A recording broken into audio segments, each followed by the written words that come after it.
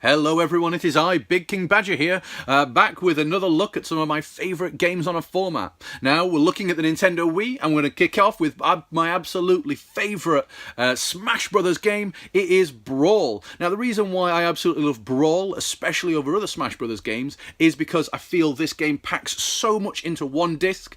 It is absolutely incredible. So you have all classic modes for all manner of wild parties that you might have.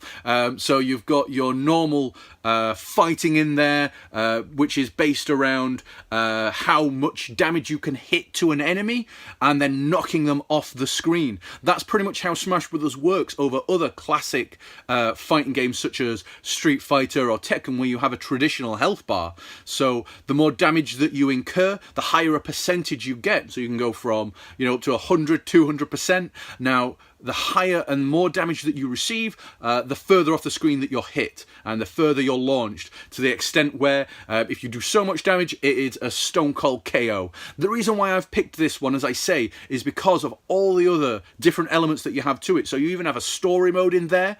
Now, one really cool and amazing feature I love about Brawl is that when it includes fighters that some people may not have heard of, such as Kid Icarus, this game goes, hey, well, guess what? Kid Icarus is from this game. Why don't you play? Here it is, the demo. So what I absolutely love is that it adds more history and it adds more information to the characters that you may not have heard of, such as like ice climbers and things like that. So well worth it, absolutely really cool. It is probably my favourite Smash Brothers game because I just feel that it has it all. Next up on the list is one of the absolute classic RPGs for the Wii. So we have Xenoblade Chronicles. The game is absolutely amazing. It is an action RPG with combat, I would say, almost in real time, simply because when you fight an enemy, when you see an enemy on the map, it then goes into combat mode, and between you and other characters that you have in your party, you would then select the attacks that you want to do. The game then stacks them up and then does them in order. The game itself is absolutely beautiful for a Wii game, and I think that the plot is unique. The setting is phenomenal. So the game itself is set on two giant, massive warriors that died mid-combat, and you are the human inhabitants of one of those dead beings. You're in an eternal struggle with beings from the other dead creature, which are more robot and mechanical based. Now, these magical robot beasts can only be killed with the Monado, as you see there on the screen. And the main character, desperately looking for revenge, picks up the Monado, which will then kill him. The more he uses it, the more it's going to affect him. But it's the only thing that can kill these beasts. Now, as you explore and go through the game world, you're actually exploring the dead beasts and the creatures that you're living on. So it's a really weird, unique game. I would really recommend picking it up. It is also available for the 3DS, but with the power and the graphics of it, it's only playable on the new 3DS consoles or 2DS. Well worth it, an absolutely phenomenal RPG. I would recommend picking it up. The next one that I have for you today is A Shadow's Tale. Now, I absolutely love Ico. Now, I'm not going to say this is a spiritual successor or anything like that to Ico, but I would say it does have elements of it. The game itself is a platformer. Now, the unique and special thing is that in the game, there is a game world, but you don't play in the game world, you play on it as a shadow. So the shadows that are cast from other things in the game are what you play on, and that is the platforming game that you play. What I would say as well, it is all based in ruins of a castle, so it's a very mysterious, really cool, funky game. So definitely one that I would say not many people have heard of, but definitely one of my top picks for the console.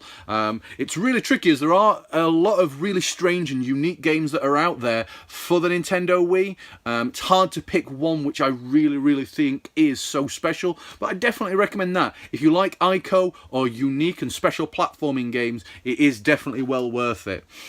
Now, another one, which is, I'm going to say not quite as random, but I would say is a lot more special and unique, is WarioWare Smooth Moves. So it is another mini-game collection, just like the other WarioWare games that are available. But the reason why I've picked this one out in my top 5 is simply because it has such an absolutely bizarre and dry sense of humour. So you have to hold the Wii remote in very specific, very bizarre poses as you do the mini games. So one of the poses that you have to hold it in is the elephant, where you have to hold the Wii remote to your face as if you were an elephant, as if you had a trunk. It is very strange, and the videos that are that detail how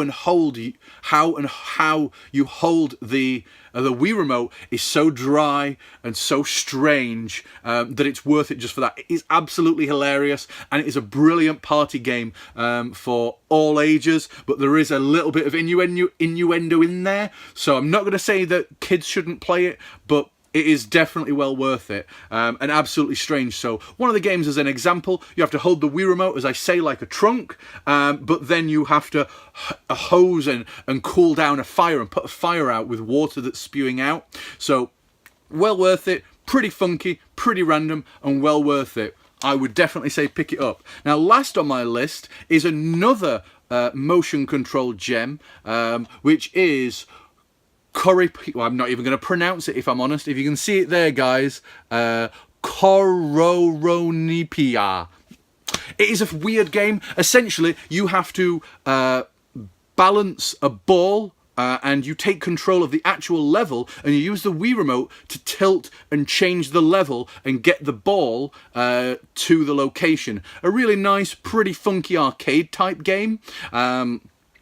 There are other things in the game which can hinder you, such as fans which will blow the ball, and other things such as liquids in the game which can make it sticky or make it runny. And there are other balls that you can see. As you can see there, there are all different cute little things. So we have a melon, and we also have a football. So the balls themselves can be made out of metal, rubber, felt, and other things, which gives them other properties. Some may be a little bit more slippy than others, some may be a lot heavier to roll around, and some may roll around even when you've stopped moving the world.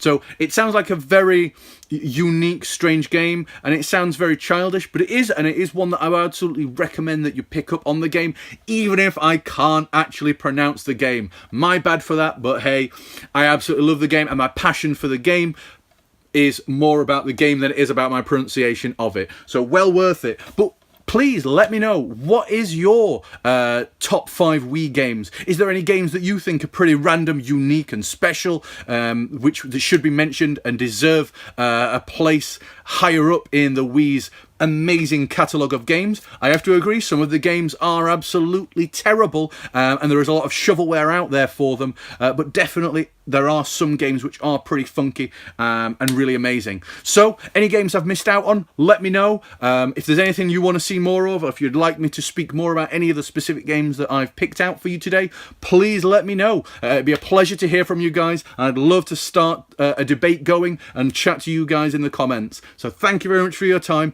and as always, Big King Badger just wants to say, keep playing, guys. It's a pleasure to chat to you. Thank you. Bye.